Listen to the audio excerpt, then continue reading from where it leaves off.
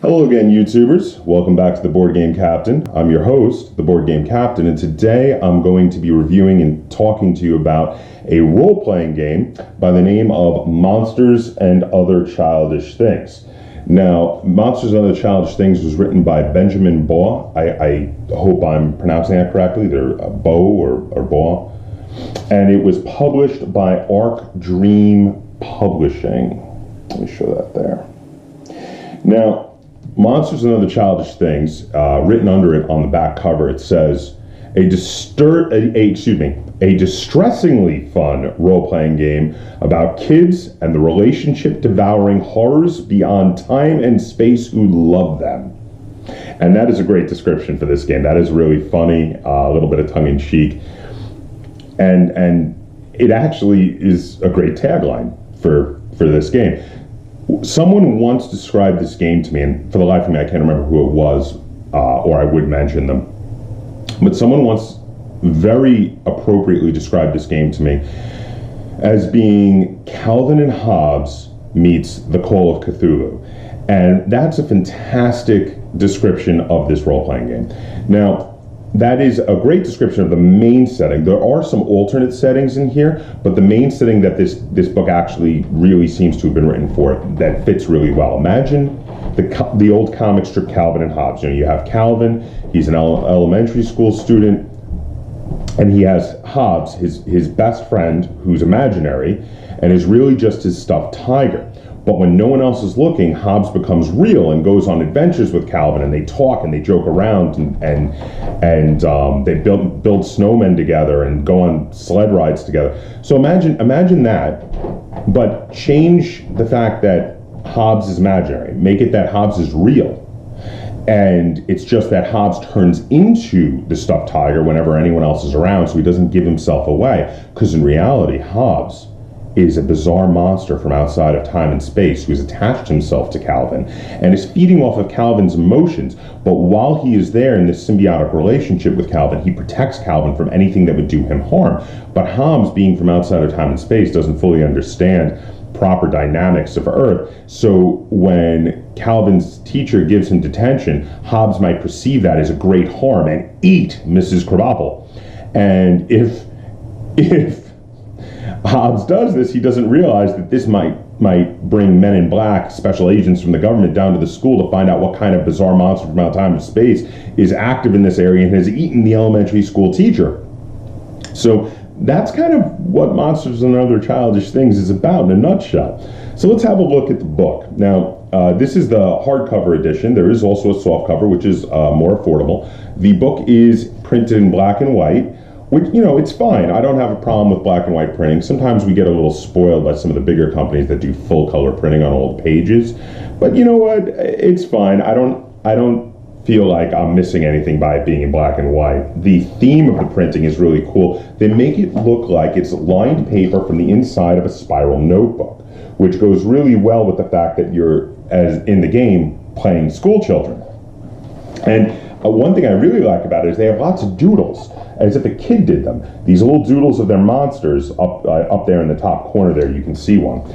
In some places they look like they're made with pen or pencil or even marker. For instance, here's a big doodle of the front cover illustration done in what looks like a black marker. And on the other side of that page, they did the bleed through, which is really kind of neat. In addition, they have more detailed illustrations done, which will sometimes look like they're a taped on photograph. So here's a picture looking like a photograph of one of the children with their monster that is taped onto the page. So now, to play this game, you need yourself and your imagination, of course, as you do with all role-playing games.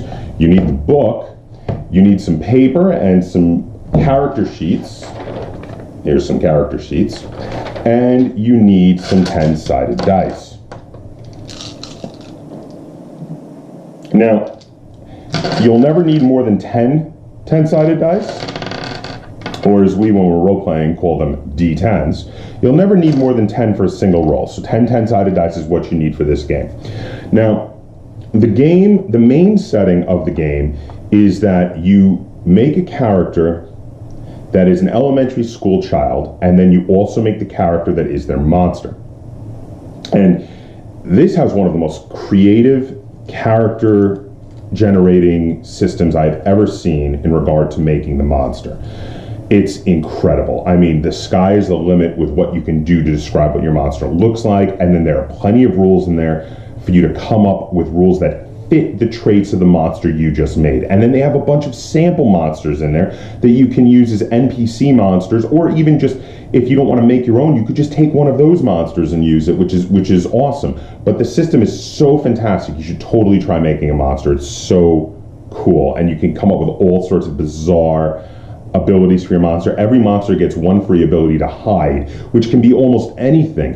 One of my player characters, when I was running as a game master a campaign with this, and one of my players, their player character, had a monster which looked like a monster car, something similar to, something between a Transformer and the monster car from Christine, if you will. And for hiding, whenever anyone else was around, it would turn into a Hot Wheels car. You know, and that was its way of hiding.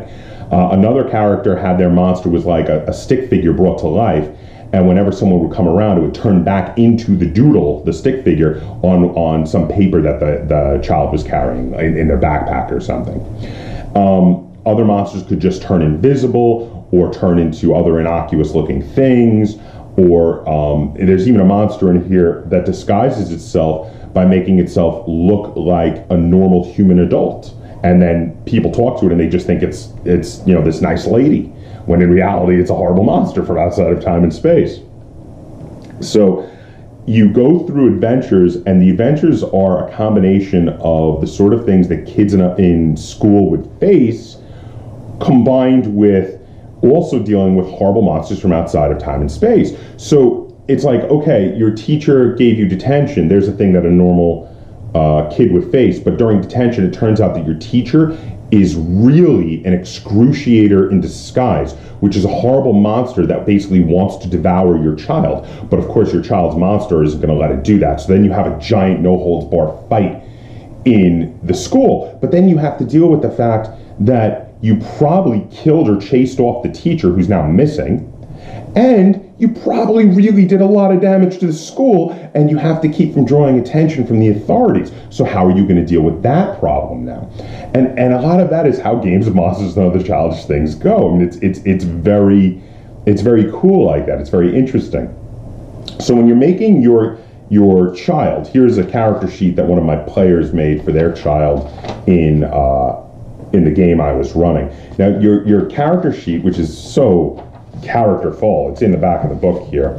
It looks like, it says permanent record on the top, and it looks like a report card, which is hilarious. That is great. And instead of grades, these are your statistics, your skills and such. So the number you get on your attributes combined with the skill you're using is how many dice you get to roll. So for this child here, for instance, they had a really good brains and face stat, which was a 4, as you can see it's circled there. So let's say they needed to roll face plus charm, because they were trying to charm somebody. So they had a face of 4, so that gives them 4 dice. So they pick up 4 of their d10s. And then they had a charm of 2, which gives them another 2 dice. So they pick up 2 more of their d10s. So now they have 6 d10s. Now there is a cap. The most dice you can roll for a normal child is 10. Sometimes monsters can go above that cap, but that's different. Now, so you have 6 dice to roll. So you're going to roll your dice, and what you're looking for with a normal roll is you're looking to match dice to each other in this game. This is the way the main system works. So now in this case, I rolled these dice and I got 1 pair. It's a pair of 3s. So as long as I get at least a pair together, and it's not an opposed roll, it's just something I'm trying to do by myself. So in this case, let's say I'm trying to charm someone, but they're not actively trying to resist me charming them. Maybe I'm charming my mom to convince her to let me sleep over at my best friend's house. Now my mom isn't angry at me and she's not trying to resist the charm. So I'm like, oh, come on, Mom, you're the greatest. You know you'd let me. It's Friday. You know you want to let me sleep over so-and-so's house. And then I roll this and I get the pair of 3s. that's a success. If I don't roll any pairs, it's probably a failure, and then my mom's like, no, because you haven't done your chores and you have to stay here and you can't go sleep over your friend's house.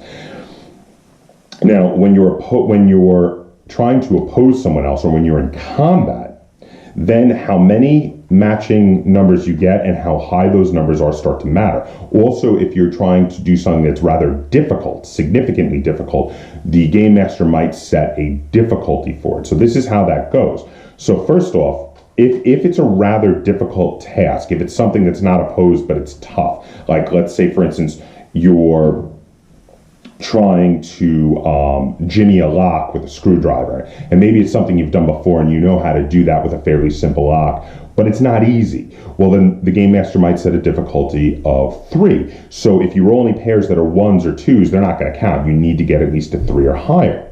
Now, if you're doing something where it's opposed, like fighting, and the thing you're fighting is trying to defend itself, well, then how many matching numbers you get and how high the numbers are really, really matters. So the game refers to these two different things, the how many numbers match and the how high your number are, as width and height. So height is how high the number is, and the width is how many numbers match together. So the more numbers that match together, for instance, if instead of 2 3s I had 3 3s, that's a width of 3, and that makes it faster. The more numbers you have matching together makes it faster. You get to go before someone else. If you're acting in a scene where someone else is trying to beat you to the punch, you want more numbers that match.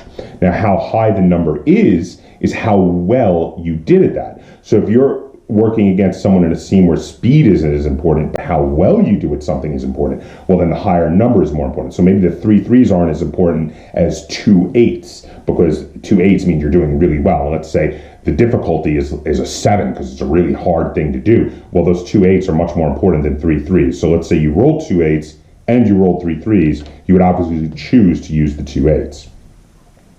And that's a rough explanation of how this works. You pair together your attribute and your skill, you figure out how many dice you roll, and then you want to get matching numbers.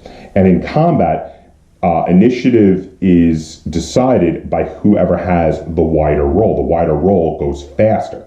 So monsters usually get to roll a lot more dice than kids and can do a lot more damage. Often when combat happens, either the kids are standing by while the monsters are fighting it out with other monsters, or if there's other kids involved, the kid might be fighting with the other kid while their monster is fighting with your monster. And that does happen because, of course, kids can't do anywhere near as much damage as a monster from outside of time and space, if you will. Now, as for creating the monsters have a little bit of a different character sheet. It looks like a doodle again on the lined paper. And they're a little more free-form because you make all of their parts. Now, this is a monster I had originally made just to test out the system, and his name was Senor Snappy.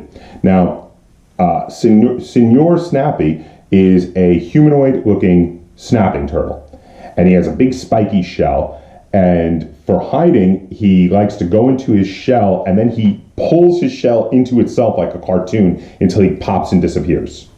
And that was how he would hide from people when they would see him. And his personalities, he's lethargic and sarcastic and only energetic when food is involved or when his child needs his help. Otherwise, he's always just lethargic and only cares about food. His favorite thing is eating anything, but has a particular taste for spicy food or things with hot sauce on them. And that's important because that's a thing that'll come up. Whenever there's spicy food or things with hot sauce on it, he kind of loses his mind and wants to eat it. And then for his, I gave him his parts, which you get to design the parts. He's got his swimmy tail, his shadow stepping feet, because he can step into the shadow realm, his rending claws, his snappy jaws, and his spiked shell. So when he wants to defend, he's got a really good, useful ability for defense with his spiked shell. And if I can beat the height and the width of my opponent's attack when I'm going all defensive with that, I can stop my opponent's attack. And for attacking, he's got his snappy jaws. And those are really good for attacking. And if I can attack and my opponent's not defending, or my opponent can't roll better than me on defending, I can do lots of damage. And the amount of damage you do is the width of your roll minus 1. Plus, there's some special abilities that can let you do extra damage.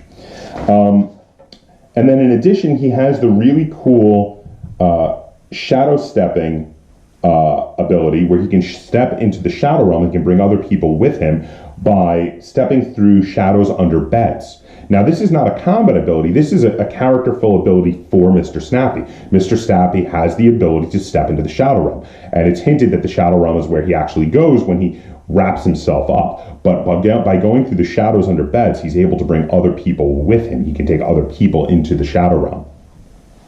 So that was Mr. Snappy, and that was a character that I had designed just to test out, and I used it as an NPC when I was running a game. So for an example of another monster with some other cool abilities, we have Sketchy. Now, Sketchy was made by one of my players, and Sketchy, and it did was the one I was telling you about that was a doodle brought to life. Now, Sketchy had big monstrous jaws that would suddenly grow huge when it wanted to attack something like a cartoon, and it could use them to bite. And also, Sketchy had a really cool non-combat based ability where, because Sketchy was basically made out of a drawing, Sketchy could erase things from reality and redraw them however they wanted. And that became very funny quite often. There was a bully that was picking on Sketchy's child, and Sketchy erased the bully's mouth.